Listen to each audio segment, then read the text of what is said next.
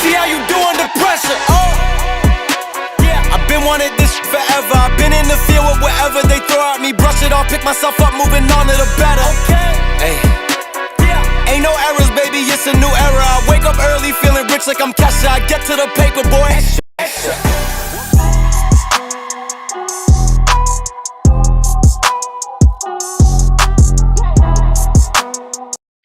Yo, what's going on, everybody? Welcome in to another episode podcast to talk about our favorite team, the Arizona Cardinals. What is everybody doing out there? Hopefully everybody's having a fantastic day. Shout out to Junior, Adrian, Cardinals Opinion, U-Turds, Daniel, Michael, T. I see you up there as well. Appreciate y'all for coming in, and we're gonna have a good, fun-filled show for you guys today. Do me a huge favor, smack up the like button here on your way in. We got a doozy to talk about today, and it all stems around, obviously, Kyler Murray. If you haven't taken a look at the title of the video yet, it reads, is the criticism, is the hate justified on Kyler Murray? So we're going to be diving into all that. We got a lot of good comments coming our way and very respectful ones, right? I'm one of those guys that obviously all the things that I say is not correct, right? I'm one opinion, right? I'm one fan's opinion. And at the end of the day, I have no problem admitting fault. But if somebody has a serious, honest question, I have no problem with putting you guys on the show or taking a screenshot and answering that specific question. Now, I do have one specifically that we're going to be diving into a little later on. Before we will be talking about JG and what he has said about, obviously, the blowout loss to the Green Bay Packers. But I want to give some love here to our sponsors of the video, BetUS. If you're looking for a brand new sportsbook, BetUS is the way to go. Currently, right now, if you use promo code YouTube150, they will provide you with a 150% sign-up bonus on your first deposit and 125% sign-up bonus on the following two. That is going to be up to $2,000 by using promo code YouTube150 upon signing up. Okay, ladies and gentlemen, I think it's long overdue. Appreciate y'all for being here, by the way. If there's any super chats that obviously come through, I will be getting to them, I promise you guys. But let's get on with the show here, ladies and gentlemen. And let's first start off with, obviously, Jonathan Gannon and what his thoughts were about, obviously, the blowout loss by the Arizona Cardinals. He also did mention the fact and how he feels about Kyler Murray and his play so far, and a couple other things that we're going to be diving into as well. So, ladies and gentlemen, I think we all know right now that this fan base is at a crossroads, right? You could already take a look at the chat here, and I think there's a lot of people debating amongst ourselves that is the Cardinals in the right direction, right? That's the biggest question out there, but we'll get to that. But let's first things first, let's go and start off here with the elephant in the room. Let's go ahead and listen into Jonathan Gannon's thoughts on what he felt like happened in the Green Bay aftermath. Kind of what I said yesterday, we looked at it with the team and then all three phases. We got to do a better job of being consistent with controlling our controllables, how we get aligned, what we're looking at, the techniques we're using, what is our assignment. So until we do that, we're playing behind the eight ball. We've done that a couple times this year. When we do it, we're pretty good. So you're always striving for that consistency, and that's life in the NFL. But we'll put together a good plan this week and go play the Chargers on Monday night. Okay, perfect. So overall, obviously, it almost kind of feels like it's the same thing that we're hearing over and over again. But what do you expect, right, Cardinal fans? What do we do? Do we expect JG to have a panic button? Nope, he doesn't. Now, he acknowledges that we're 2-4. He acknowledges that there's things that need to be fixed, that things that need to be changed. Now, I guess one of the biggest reasons that stuck out to me here in terms of what JG had to say about what happened is obviously the Cardinals beating themselves with the 10 penalties. 12, 13 penalties we had? We had a lot. It was a lot of penalties. The most penalties we've had all year so far, and we've prided ourselves with the idea that the Cardinals will not kill themselves. We won't beat ourselves, and obviously those pre-snap penalties are a big deal, and JG acknowledges the fact that that was a big factor as to why the Cardinals couldn't get going offensively and as to why we lost. But a couple things, right? It almost kind of feels like, and this is no fault to JJ. I want to be very, very specific here, ladies and gentlemen. I want to be very specific. This is no fault to Jonathan Gannon. There's absolutely no way in heck that I'm coming out here and saying this is all on JG, right? He's provided what the front office / Monty Austin is providing him to work with for the defense, right? I get it. He's a defensive-minded guy, but he's provided what he has, right? Now, he also did mention before the fact that he does feel confident in this Arizona Cardinals edge core or defensive line. I'm going to be really honest with you, ladies and gentlemen. I think that was a pitch as a car salesman job, and I don't think he truly believes it. I really don't. Right now, we are in week 6, and we have yet to see a consistent enough pass rush to the point where we can all say, hey, we don't need to talk about Hassan Reddick. Because guess what? We just put another video out about Hassan Reddick earlier this morning. And guess what? Looking at the comments, most people are saying you need to go after Hassan Reddick. Because if you bring him in and then you bring in Darius Robinson, your rookie, this defensive line automatically gets upgraded. And I agree. I do agree. But this is a weird time to be in this situation that we're in, right? We're 2-4. The Cardinals played 2 of those losses very, very tough, right? With the Bills and the Lions. We lost by 6 points. We lost by 7 points, but there was 2 very obvious beatdowns that the Cardinals ended up going through. And then, of course, that's the Green Bay Packers and the Detroit Lions. I'm sorry, the Commanders. I apologize. So the Packers and the Commanders. So this is the situation that we're finding ourselves in, right? We're year 2 rebuild. We're 2-4, but we are still seeing teams make moves regardless if they're 2-4 or not, right? I don't know if you guys saw the breaking news, but Devontae Adams is now finding his way over to the Jets to reunite him with, Aaron Rodgers over there with the Jets. And then we also got the Seattle Seahawks sitting at 3-3. Although maybe not a big splashy move, they're still continuing to try to build this roster the best way they can. And we see the Arizona Cardinals front office sitting on their hands with about $20 million in cap space. Now, yes, can the Cardinals use this cap space next year? Yes, they can, right? They can very well do something along those lines. Now, this is kind of where the frustrating part is amongst Cardinal fans right now, because we have a very, very obvious front office / Monty Austin for not wanting to, for some reason, make a move. I don't get it. Now, I don't know. I can only speculate myself. Is this a reason as to maybe the Cardinals don't believe that this is a playoff team? Maybe they want to see a little bit more. Maybe, right? Maybe they want to see us at 500 before they even decide to make a move. Maybe, right? There's a lot of different factors that are going to play a very crucial part into the idea of maybe the Cardinals going for Hassan Reddick, maybe going after a Azeez Ojulari. I saw some people out in my comments saying, Max Crosby, go after Max Crosby. I understand that there is needing to be things done, but you also need to bring in NFL talent to help out your defensive side of the ball and your defensive head coach as well, because what we're seeing JG say all these things, but I don't think anybody's really believing it. And if the losses continue to happen over and over again, at some point, the whole positivity, the excitement up in the air goes out the window, ladies and gentlemen. The culture just goes out the window. We don't want to be in a world where we live in a situation like that. I'm just going to put that out there right now. Now, another question was asked about the inconsistency or the consistency of the Arizona Cardinals as a whole, and this is what JG had to say about the consistencies. Season. What's it like not knowing which team's going to show up every week? I think we know who's going to show up. We're going to play violent. We're going to play fast and physical. We got to play a little bit cleaner. So it comes from playing ball. You guys asked me a couple times, it takes you kind of a little bit of time to get going, see who you are. And I think on all 3 phases, we kind of know, and we've had different guys in the lineup, things like that, which we feel good about those guys, but just playing, good, clean football, all 3 phases to give ourselves a chance to win. That's what everybody's striving for, but the record's 2-4. We obviously have to do a better job of that. So we'll figure out some different ways and make sure there's no disconnect of what's being taught and learned and drilled and practiced and then what's being executed. So that's coaching and playing better.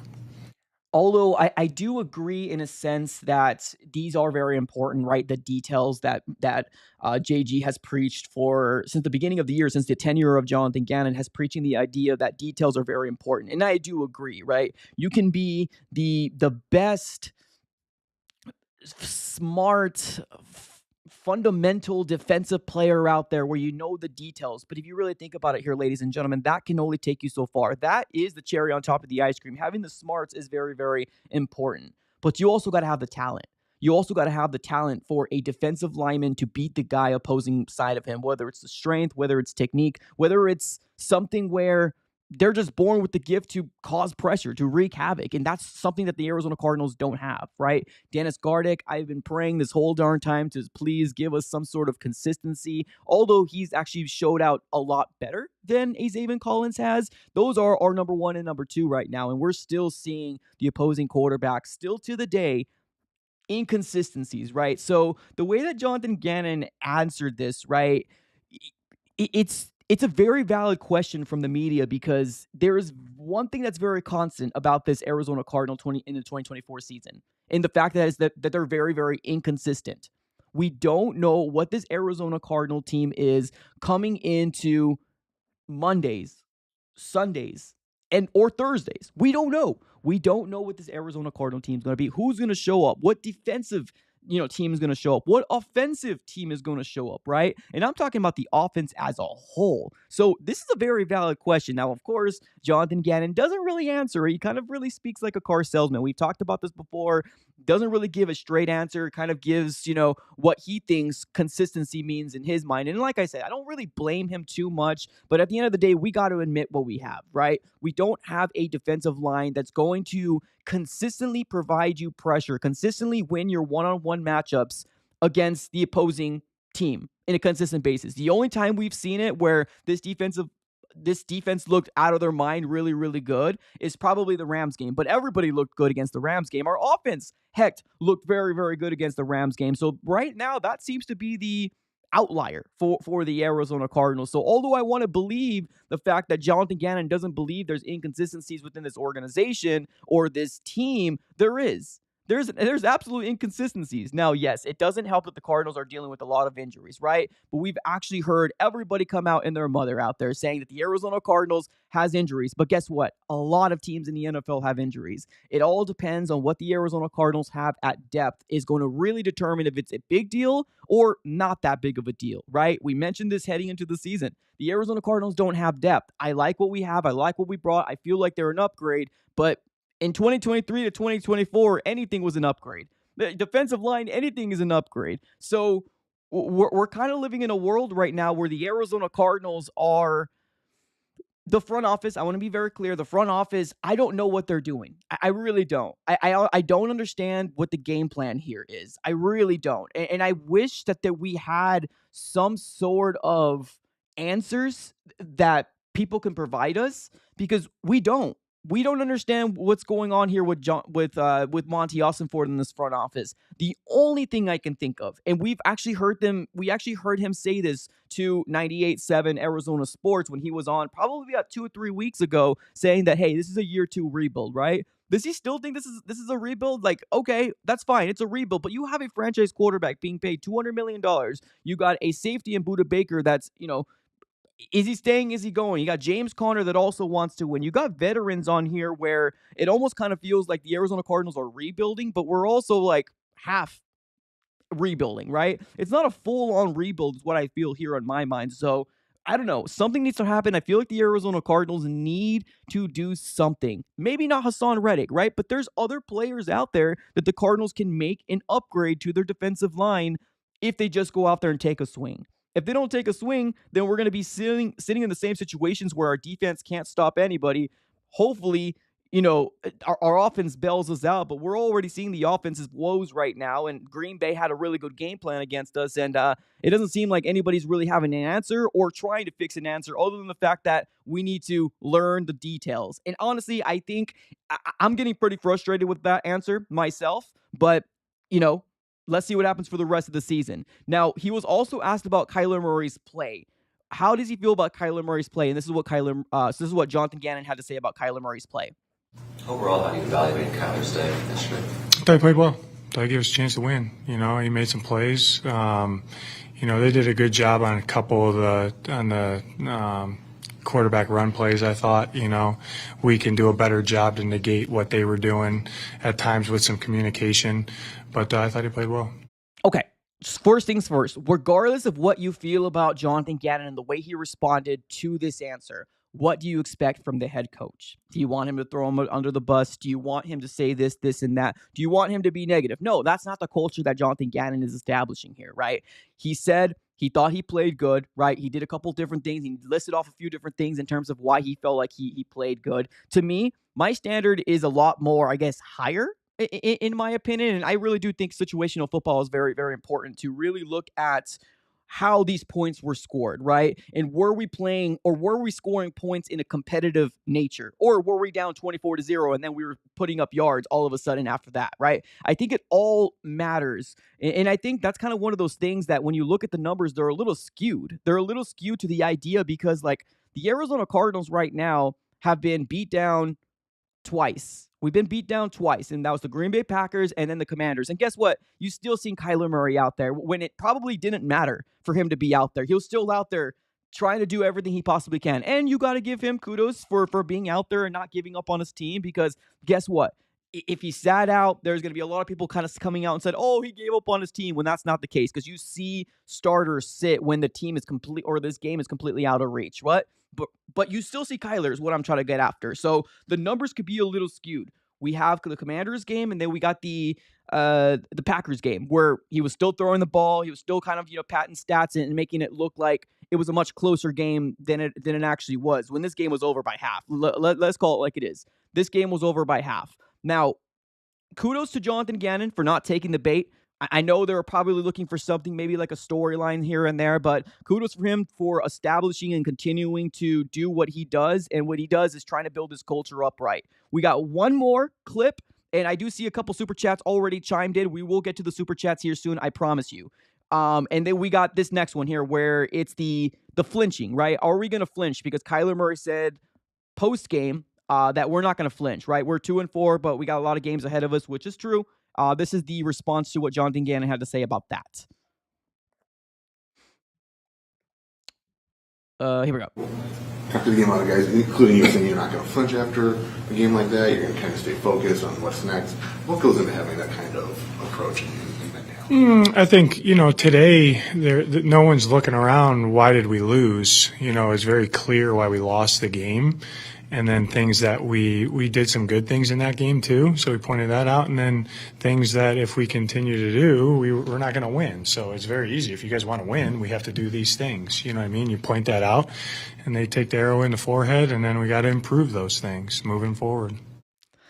Arrow in the forehead, ladies and gentlemen. Arrow in the forehead. Okay, well, I think when you look at the numbers, I think he's actually correct. You understand why the Arizona Cardinals lost this game looking at the numbers. You are 110% correct. You can look at the penalties. You can look at what they did in the first half compared to what we did in the first half, and it's night and day, right? You saw a team that was ready to play in inclement weather. You saw a team that didn't shy away from the fact that, there was inclement weather. Now, granted, they do have more experience playing in that type of conditions. The Arizona Cardinals don't. That's one thing that I did fear. But this wasn't one of those things where, it was raining, that's why the Cardinals are the way that they are. No, we're already seeing the 6-game sample size, ladies and gentlemen. The Cardinals are who we are so far of what we've seen in the 6-game sample size. Now, can they fix it? Can they learn from the mistakes? Can they make the right reads? Can they audible out of different things? Can Drew Petzing make a better play call? Yeah, of course, he could. Yes, everything can be fixed in one game. Absolutely. But with what we're seeing so far is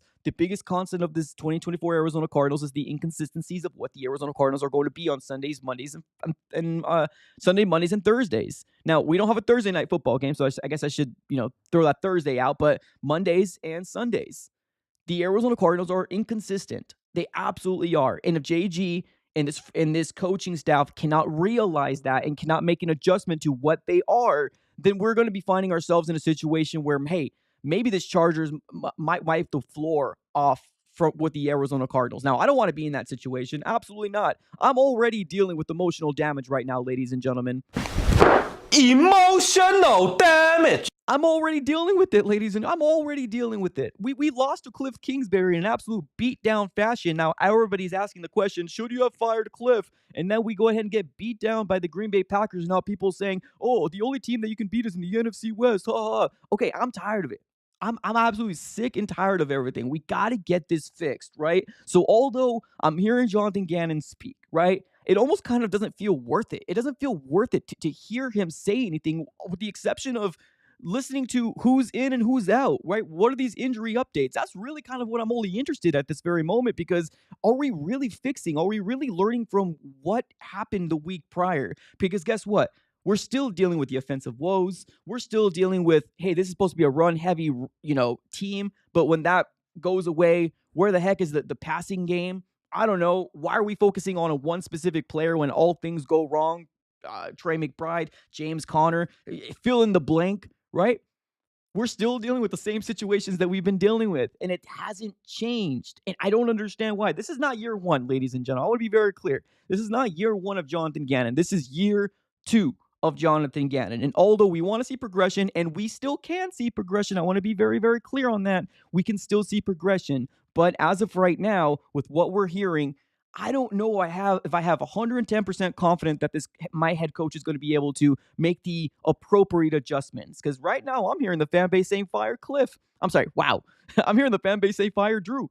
They're saying fire Drew. And you got the other form of the fan base saying Kyler Murray ain't the guy. Year 2 in a rebuild, you do not want to have these questions pop up over and over and over again. You do not want to have that. What we want to focus on is progression. And guess what? The last 3 games, it almost kind of seemed like the Cardinals went backwards, with the exception of the 49ers game. I'm talking about the Commanders game and then the Green Bay Packers game. We started off tough. We were fighting. But guess what? That can only get you so far. It can only get you so far. JG needs some actual NFL talent. Jonathan Gannon, Nick Rallis need some NFL talent on the defensive side of the ball, because guess what? If the offense can't get things right, like they haven't been able to get things right all freaking year, then the defense is going to continue to allow points to score up. And guess what? You're going to blink your eyes, it's going to be 14-0. Guess what? You're going to blink your eyes, it's going to be 21-0. Guess what? You're going to blink your eyes, it's going to be 24-0. And then we're going to be having to play catch up. And there's the excuses just riling up over and over and over and over again. So I need this Arizona Cardinal team to do something. I'm tired of them holding tryouts for people that are not going to make an NFL roster. I am tired of it. The Cardinals need to do something. Now, it doesn't have to be Hassan Reddick, ladies and gentlemen. You just got to go out there and make a swing. That's all I'm asking for, is make a swing. Let me go and get to my my guy Iron with the first super chat of the day. Appreciate you, buddy. Thank you so very much for the $10 dono. He says this: I think they heard my advice on the shotgun CG pulling run failing, because they only ran it once and it was a fake Kyler kept for 8 yards, like I was suggested on the OC presser. Too bad was off a holding call. I mean, regardless of what it is, I don't get it, right? Obviously, we're living in a world of frustration right now, Cardinal fans, and I'm not sure if you feel the same way, but Cardinal fans are feeling fatigue. We're fatigued with the constant losses. We're fatigued with the constant losing of what this organization has done. We can only hear rebuild year 2, rebuild year 1. We can only hear that so much, because guess what? We had $50 million to spend this offseason, and guess what? Only one of those free agent acquisitions is only doing anything for us. Justin Jones, hurt. Bilal Nichols doesn't really seem to be that great. Sean Murphy-Bunting, don't get me started on him. Zay Jones, we're probably going to get him coming around into week 7. That's the only guy that is worth a lick, is going to be Mack Wilson Sr. That is it. So, yes, am I frustrated? Yeah, a little bit. A little frustrated here. And in terms of the nonchalantness that we're hearing from Jonathan Gannon, and the way that, oh, yeah, we're 2-4, ladies and gentlemen. Well, guess what? Get a little bit more fire in your gut, Jonathan Gannon, because I need to hear it. As a fan, I need to have faith that you're going to be able to turn this around. And right now, I'm not 100% there. I'm maybe 85, maybe 75% there, but I'm not 110% like I want to be there. This is year 2, and we're still dealing with offensive woes. Let me get to my guys, Junior. What's up, Junior, with another $10 dono? Appreciate you. He says this: what's up, Mike? I agree that everyone is to blame. The inconsistency of complimentary football ain't right. Absolutely, right? It's funny because when they talk about all sides of the ball, we're hearing this Arizona Cardinal organization say we got to play complimentary football on 3 sides of the ball. Don't bring the special teams into this, ladies and gentlemen. Special teams did nothing to you. Special teams did nothing. For the most part, Matt Prater or Chad Ryland have been pretty consistent with what they do, right? Of course, there was a block kick from Chad Ryland. Of course, there was maybe a miss or two, but come on. Like, And special teams did nothing. The biggest problems that we have right now is the offensive side of the ball, which is supposed to be the bright spot, and then the defensive side of the ball that cannot stop a nosebleed to save their life. Or if they do, the offense still can't get things going because we just look very, very lost. I don't get it. I don't get it. This is still the same situations that we've been dealing with last year. Now, we're going to move on to a topic here, ladies and gentlemen, that's going to be very, very touchy. We're going to be moving on to the Kyler Murray topic here right now. And ladies and gentlemen, I want to be very, very honest with you. I had a very, very good comment on my post on my Aftermath video yesterday. And I want to highlight that comment because at the end of the day here, ladies and gentlemen, this was a very good comment. I'm never, ever going to shy away from somebody to ask me a real question. And I truly felt like this was an actual real question from one of the Arizona Cardinals fan base, right? So this is what they ended up asking me. Check this out. Now, I did blur out his name. I don't want anybody to come after him. This was a very, very respectful, question being asked. And obviously it has to do with Kyler Murray. And that's what we're going to segue into right now. Kyler Murray and what the expectations are and why people are so frustrated with QB1, right? So let's talk to it. He says, genuine question. What is everyone expecting from Kyler? And you guys respond in the chat too, please, by all means. No anger, just whatever you hear here, obviously respond. I want you guys to be very involved in this as well. What is everyone expecting from Kyler? Everyone is saying he's having this shocker of a season, but he's got more passing yards than Allen, and I'm assuming he means Josh Allen, more TDs than Mahomes, and the same INTs as Lamar. To me, that sounds like a decent season. Everyone talks about the blame, but no one seems to say any time about a run game disappearing in these games. And we meant to be a run-first offense. That's true. Want to pull up a snapshot up on Kyler Murray being 2-7 for 18 yards, but do not do that when Connor was 9 runs for 18 yards in the first half against the 49ers. Not hating, just curious. And people are expecting from Kyler, etc. Great question. And I want to be very, very clear. If you guys don't watch every single one of my videos, and I don't expect you guys to, right? I put so much stuff out there. I have this podcast or these live streams that I try to do at least 3 times a week. I got regular videos coming up. I got shorts talking about BetUS and the odds and stuff. So I don't expect you guys to click on every single video, and I really don't. But I did talk about James Conner and the lack of production that we saw in the first half from James Conner. I talked about it on my halftime report when I went live. I also talked about it on the post-game show as well, and I gave kudos to Drew Petzing for continuing that because, honestly, if I saw that, I probably would have gone away from the run game too. I'm not going to lie to you, or used somebody else.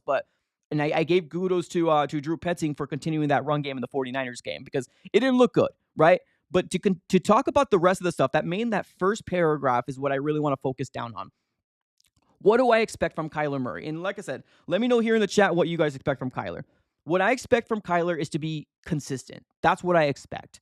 I expect Kyler Murray to elevate this offense like we've seen rookies as of late do it, right? We've seen Daniels. We've seen Stroud. We've seen Williams. We've seen, I guess if you want to throw Bo Nix in there, I guess you can. Nix. That's what I'm expecting from Kyler Murray. Now, obviously, it's not always going to equate to wins. That's the truth. It's not always going to equate to wins. But with what I'm trying to see and what I'm trying to get from my franchise quarterback is I'm trying to see consistency. And I mean, I want to see this offense not look clunky. I want this offense to not look like we're bad. That's what I want. That's what I want from Kyler Murray. Now, obviously, the wins are the cherry on top of the ice cream, but if we're dealing in a situation where the Cardinals lose 42-35 in a competitive game where it was literally haymaker, haymaker, haymaker, haymaker, then nobody would be talking about Kyler Murray. But the problem is that the Arizona Cardinals only started to score points when we were 24-0. And guess what?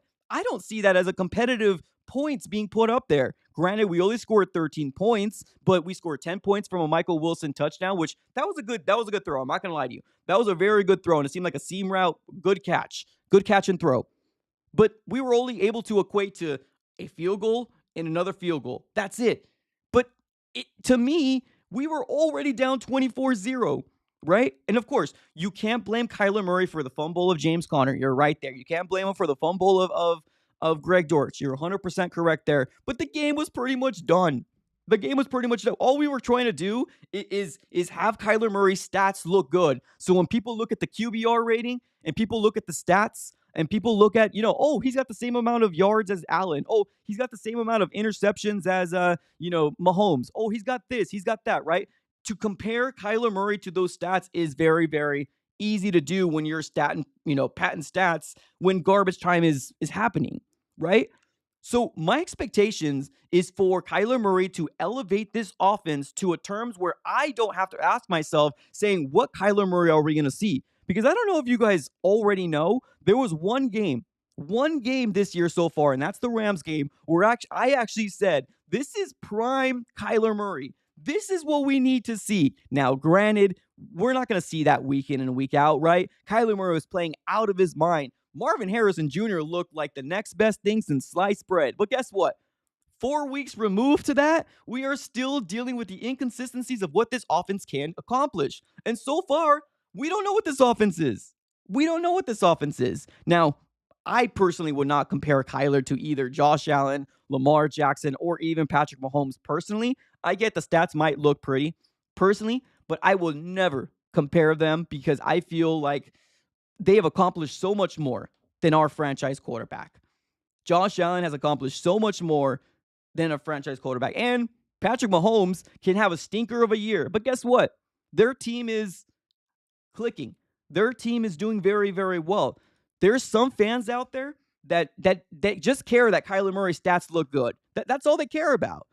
To me, I care more about winning. My product of what makes me happy is what can the Cardinals do to get better and better and better to win the next week? That's what I'm looking for. I don't care about independent stats, ladies and gentlemen. It's the main reason why I don't care about the Pro Bowl. I can care less about the Pro Bowl, right?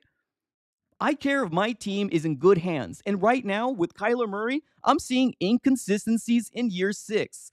And I guess you can't really say a year of Drew Petzing, but you got a 8-game sample size.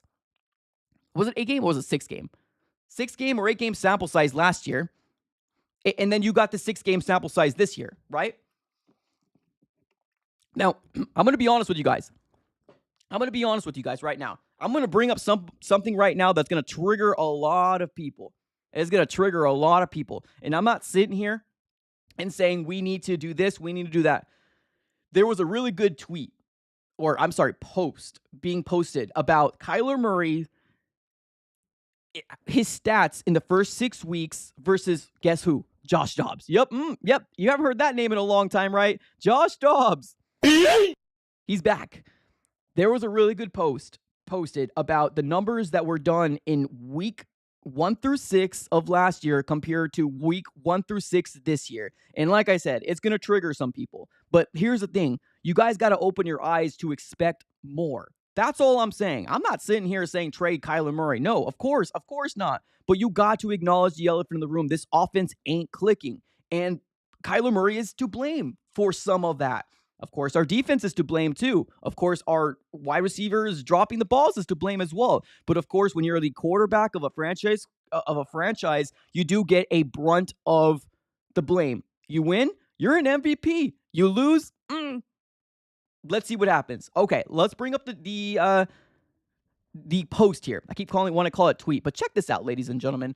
And this is not to, like I said, disparage anything, but I just want you guys to take a real good hard look at these numbers, right?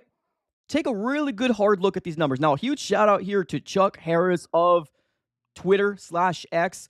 He was the one who put the work in there. I had never even thought to compare the weeks 1 through 6 compared to Josh Dobbs to Murray. I would never have thought to do that. But shout out to him. Let's see what he has to say. He says, through 6 games, 2023 versus 2024, passing, rushing, Josh Dobbs, 63%. Throwing, 1,215 yards,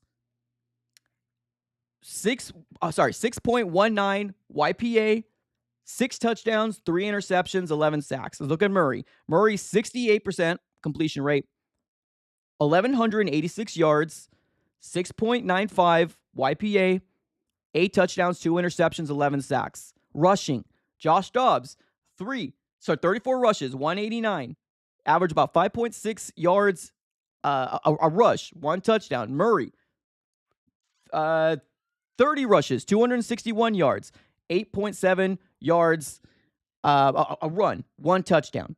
So what does this mean to you, ladies and gentlemen? I'm just curious here in the chat. What does this mean to you here, ladies and gentlemen? Because what I'm seeing here, I remember saying to myself, and I remember jumping on a podcast last year and saying things like, oh man, if we had Kyler Murray, oh man, this offense would be so much better, right? Dobbs, oh man, you're just a placeholder, man. These are numbers that are, Kyler's going to blow these away. Kyler's going to do so much better. I have optimism. We were in that Commanders game. We shouldn't have lost that lead against that Giants game. Man, we were so good. We were thinking so darn well, right? We were thinking so good of ourselves, right? But the numbers don't look too different. They're not too far off. Now, of course, there's some things that Kyler Murray is better at. Of course, running the ball, that's a no-brainer. He's more of a mobile quarterback than Josh Dobbs ever was and ever probably will be, right? But the numbers aren't too far off here, ladies and gentlemen. They really aren't. Now, what does this equate to? You can blame it on anything you possibly want. Drew Petzing, you can blame it on Kyler, you can blame it on the injuries, you can blame it on the wide receiver, you can blame it on whatever you want. I don't care what you blame it on. What I care about more than anything is to get it fixed. How do we get this fixed? How do we get this $40+ million quarterback to excel numbers that our Band-Aid quarterback did last year? How do we get him to excel numbers that we don't see or that we don't want to be close to what we were paying Josh Dobbs for, right? That's what I'm looking for. Drew Petzing, can you answer that? Kyler Murray, can you answer that? Right? Because we can't just keep saying, oh, it's the offensive line. Because it's not just the offensive line here, ladies and gentlemen. It really isn't. Look at the tape. Look at the tape. It's not just the offensive line. There's some plays that the ball should have got thrown quicker than it was. There's some plays that Kyler Murray should have took off running, right? There's some very questionable plays that were called as well. I'll give you that. Drew Petzing doesn't seem to be the genius that Kyler said he was. I don't think he is.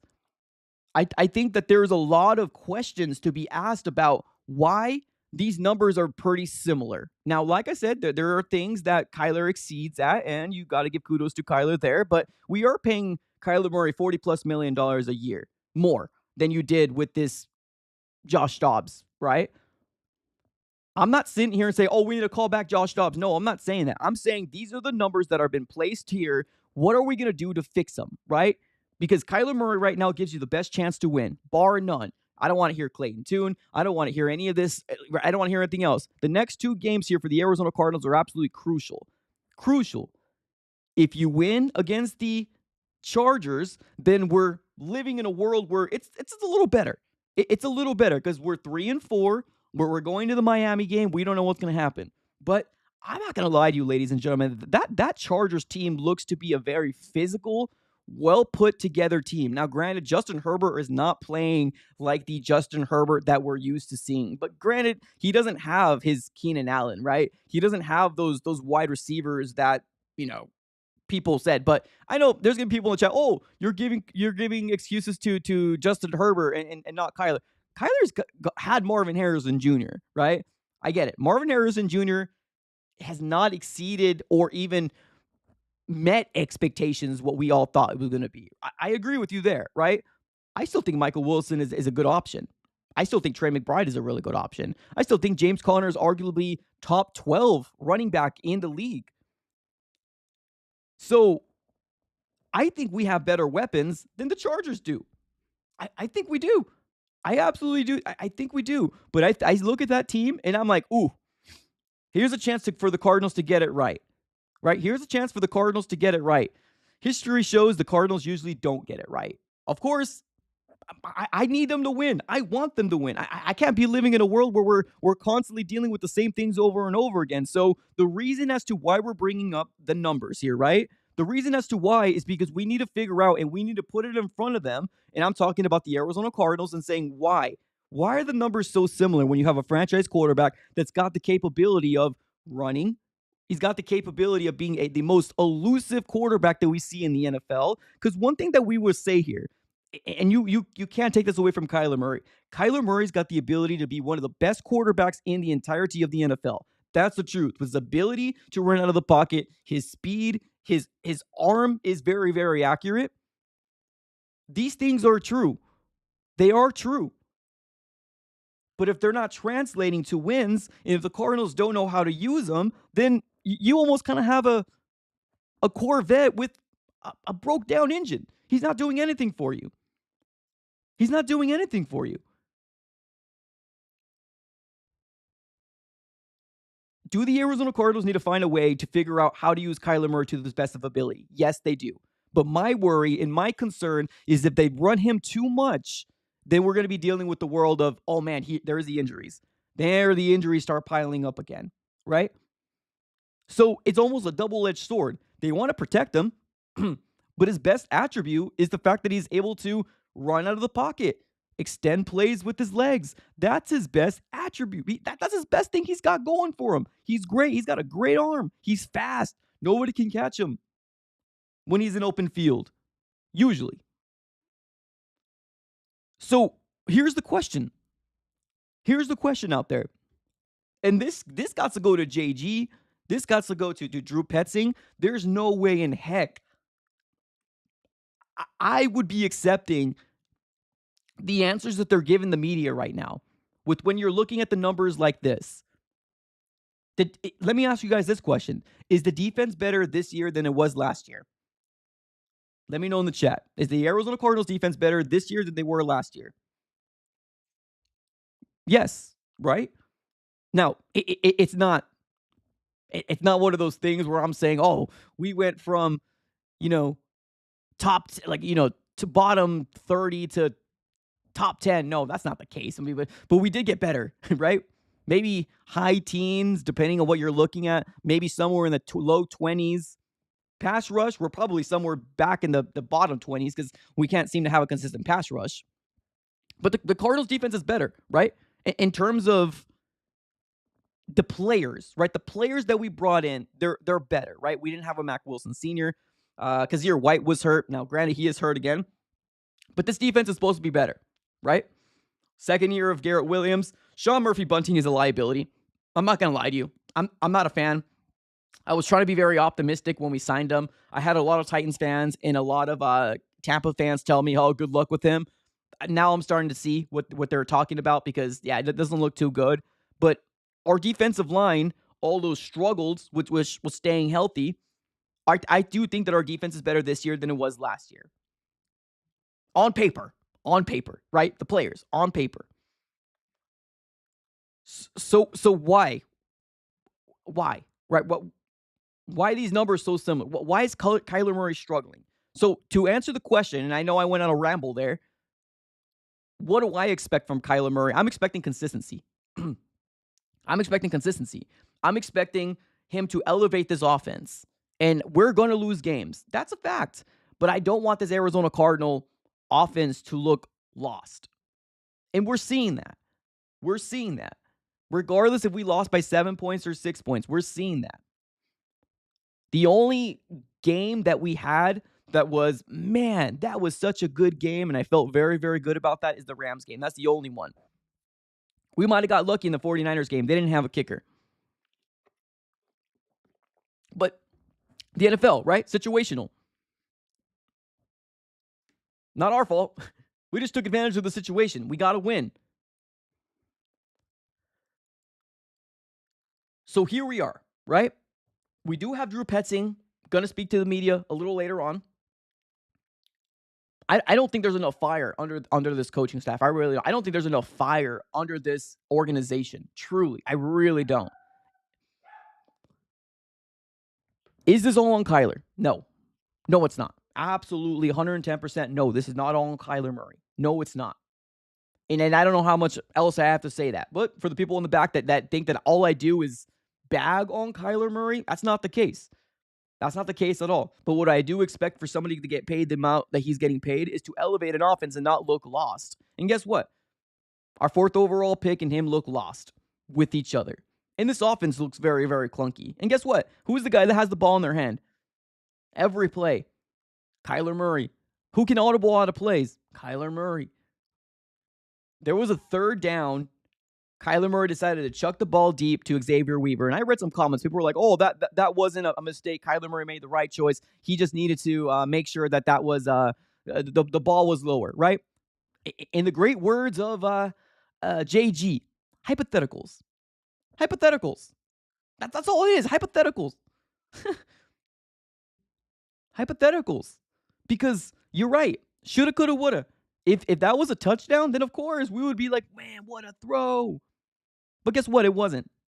And guess what? The third and short where Kyler Murray decided to do that RPO when there was a blitz coming that way. And I don't know if you saw the blitz, but there was a guy lined up that shouldn't be there. It looked like a safety or maybe another middle linebacker or somebody, right? Kyler Murray still decided to RPO, take the ball instead of giving it to James Conner. And he got, of course, it got blown up. Right? So let's not sit here and act like it's all play calling, right? Let's not sit here and act like it's all play calling or it's the wide receivers dropping balls. Although, yes, that is an attribute to why this offense can't get clicking and why it can't get going. But third down efficiencies, you got to put this in the entire offense. You can't just say, oh, that's Drew Petzing. He called a draw play on 3rd and 16. Although that is a very dumb thing to do.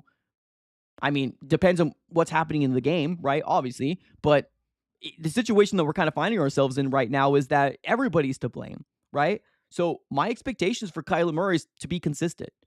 Give me consistency. I want to see 4 out of the next 5 games being consistent. I get you're going to have bad games. I get you're not going to be perfect all the time. I'm fully aware of that. The problem that we're dealing with is that we're not seeing a consistent product on the field offensively.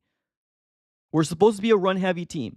That's the truth. Do the Arizona Cardinals go away from the run? Yeah, they do, right? And I know people are like, oh, I've seen multiple comments say this. Oh, is that Kyler Murray's fault that James Conner had a fumble and Greg Dortch got a fumble and people keep dropping balls? No, it's not their fault. But is it the Arizona Cardinals' fault for not scoring points and allowing it to be 0-24?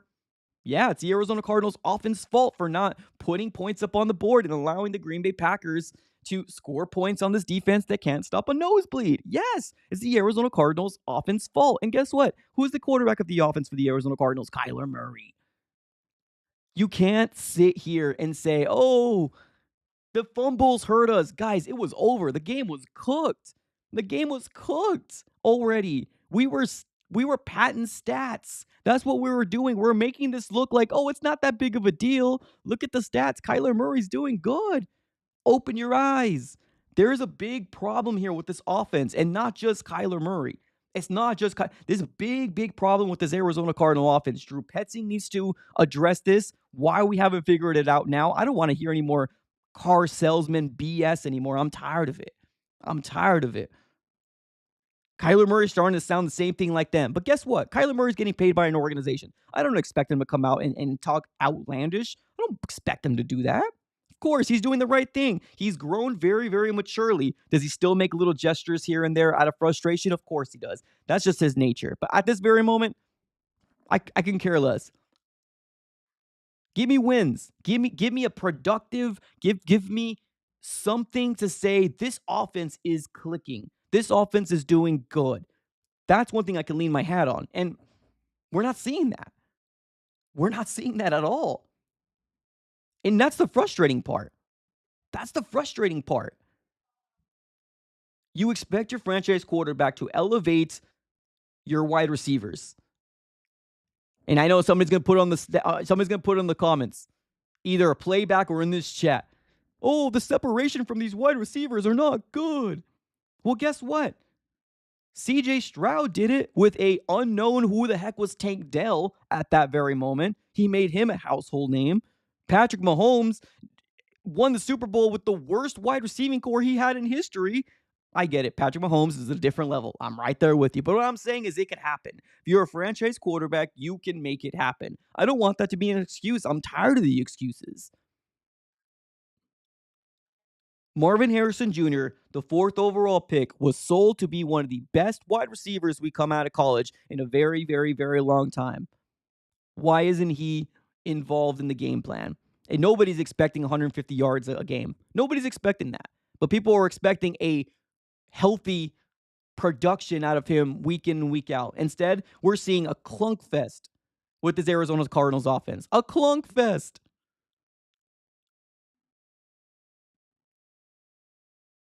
Got my guy in the chat says, how you feel if we win the next 2 games? Then I will feel good. Then I would feel good. Because guess what? We're back at 500. And I want to be very clear. This is still attainable for the Cardinals to get this right. I'm talking like this because we've already seen a 25% of the season already. We've already seen a 25% sample size already. Or more than a 25% sample size. Got to get it right. Can it? Yes, it can. Can Kyler Murray come back to MVP? Yes, he can. But with what we've seen so far and why the frustrations are the way that they are, which for some reason people can't get, people don't understand because all they want to do is put the clouded goggles on. And anything people say about Kyler Murray, oh, you're a casual. Oh, he's the best quarterback we've had since Palmer. You're right. I mean, you're probably right. He is. But if he's not equating to wins and he just has stats, like what are... Okay. This is a team sport. This is a team sport. In order for you to be good, in order for you to, go far in this NFL, is you need to win games. So the stats to me are a little skewed, right? And I'm seeing so much things here about the passer rating and all these different things, but nobody's talking. Is there a stat out there about garbage time? When the Cardinals are down or when a team is down by more than 3 possessions, is there a stat out there about the Arizona Cardinals yardage or anything like that? I almost promised you the Cardinals would be probably up there because we're still chugging away, which is good. You can blame that on, oh, they're not giving up. They're still fighting. That's good, right? Kyler Murray isn't giving up on his team. That's awesome, right? But that's one of the reasons. But the numbers are skewed. The numbers are skewed. We were only able to score 13 points in a potential soft coverage of the Green Bay Packers. 3 points in the second half. And that's with us trying to make this game back, right? Trying to come back. But Green Bay Packers knew what was going on. They already had a chokehold on the Arizona Cardinals. We tried it. And it didn't work. You got to win games. You got to win games. That's the most important thing here in the NFL. That's one thing that we've learned by seeing these rookie quarterbacks come in here and already make big impacts. Because guess what? We're year 6. We're year 6. And for the people out there saying, oh, well, what's the plan? There's no plan. There's no plan. There's no plan to move off of Kyler Murray. No, the plan is to get better. That's what the plan is. But if you're not talking about it, then it goes under the rug. It goes under the rug and nobody wants to talk about it. And everybody feels like everything's good. But guess what? It's not good. There's no plan right now to move off of Kyler Murray. No, there isn't. But there needs to be a conversation to be had about things that need to get fixed. And things need to get fixed. Now, can the Cardinals decide to move off later? That's not my decision. I don't care. I'm going to rock with the Cardinals regardless of who's our quarterback or not. There's no plan for me. My plan is to learn and get better. And so far what I'm seeing is I'm seeing an organization that's not learning. I'm seeing an organization that's still clunky offensively. I don't get it. I don't understand it.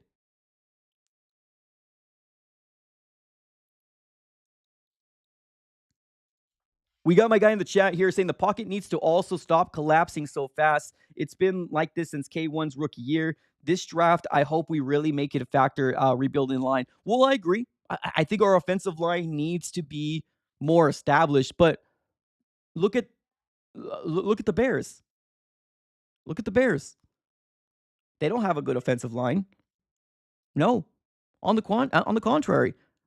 The first 3 games, Caleb Williams was getting hammered. To the point where everybody was like, oh my God, this guy's a bust. Does nobody remember that? Anybody want to acknowledge the fact that what Caleb Williams is doing over there? With a terrible offensive line, I heard Bears fans say from the beginning of the season that Ryan Poles, their GM, ignores the offensive line, right? Anybody want to acknowledge that? No, of course, no, right? Nobody? Okay. Nobody wants to acknowledge it. Okay, that's fine. But guess what? That's the truth. They don't have a great offensive line. Caleb Williams has 2 more wins than us. Why? Why? Quarterback play, run game, game plan. Yeah, everything. A, B, C, D, E, F, G. All that's true. Yeah, everything could be the truth. Are they learning from the mistakes? Yeah. But here's the thing. The Cardinals aren't, and that's why the frustration is coming from Cardinal fans. Ding, ding, ding, ding, ding, ding. Caleb Williams adapted, though. Kyler, okay, we're not going to get into this. I'm not trying to get canceled here. Yeah. Nobody wants to acknowledge the elephant in the room. Caleb Williams is not having a good offensive line, ladies and gentlemen. He doesn't. You do got to adapt to the NFL. Is it unfortunate that the right side of the line is horrendous? Yes, it is. It's very unfortunate. But there's no reason for the Cardinals to, at one point, stat line for your franchise quarterback to be 1 for 7 with 18 yards. There's no excuse for it. And then people see on the second half, oh, he was the bright spot. Well, yeah, in the second half he did really good, but also the Cardinals were so down that it was a done game. Did anybody ever feel like the Cardinals were going to come back? Be honest. Versus the Green Bay Packers. There were some glimpses here and there, but did you really 110% say to yourself, oh boy, here we go, strap it up, we're coming back, baby? No, nobody did.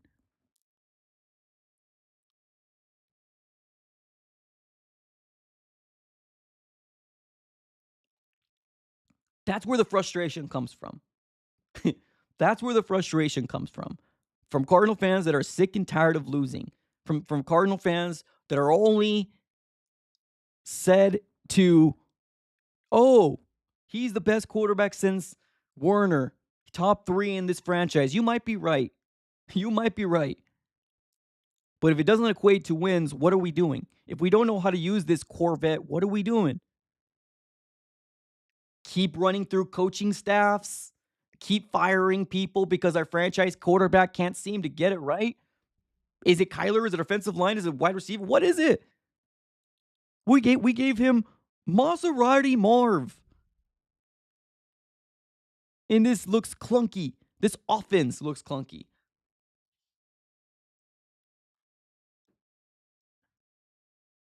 Yeah, and then on top of that, the defense getting cooked. Oh, absolutely. Yeah.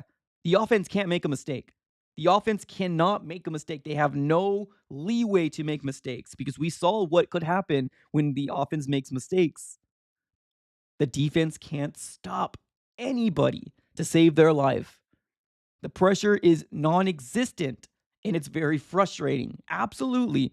But Cardinal fans, if you weren't preaching about this in the offseason, why talk about it now?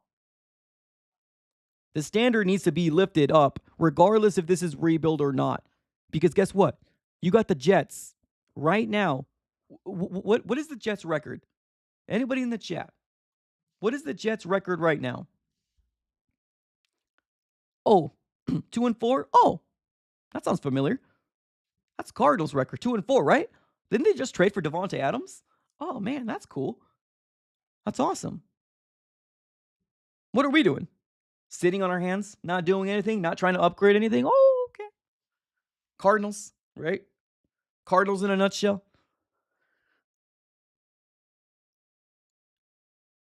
Marvin Harrison Jr. right now has not lived up to potential. That's true.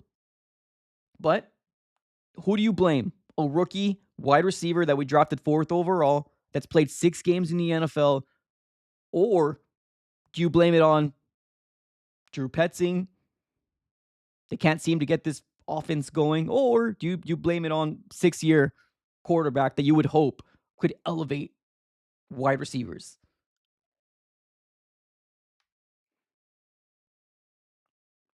That's the mystery that me and you chat.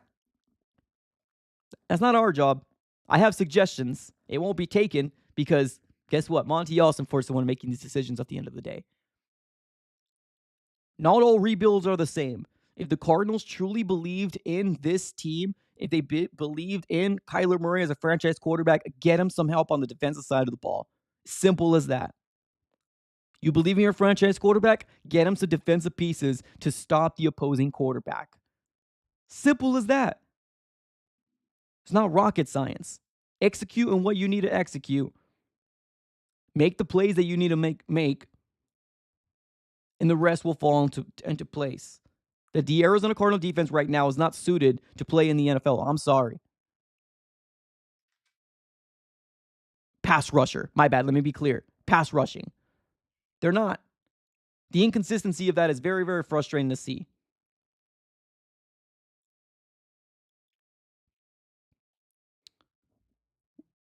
We're going to go in and close up shop here, ladies and gentlemen.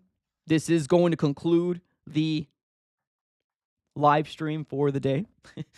Appreciate y'all for tuning in. Huge shout out here to the 2 super chats that we got coming through. We got Iron with the $10 dono, and then we got Junior with the $10 dono as well. Appreciate y'all. Appreciate all the love. We're going to be closing up shop. We will not be going live tomorrow. I will be going out of town tomorrow, but Friday, most likely, there will be a live stream to obviously chop up to see what's going on and obviously getting ready for Monday Night Football. If you guys haven't done so already, smack up the like button if you're watching here on the YouTube side. On the X/Twitter side, this will be deleted. You could only watch it on a playback on YouTube, if that's what you want to do. If not, no worries. All right, ladies and gentlemen, we're going to be closing up shop. Appreciate y'all for tuning in as always. It's been an absolute pleasure. Have a great rest of your day, and as always, go Cardinals.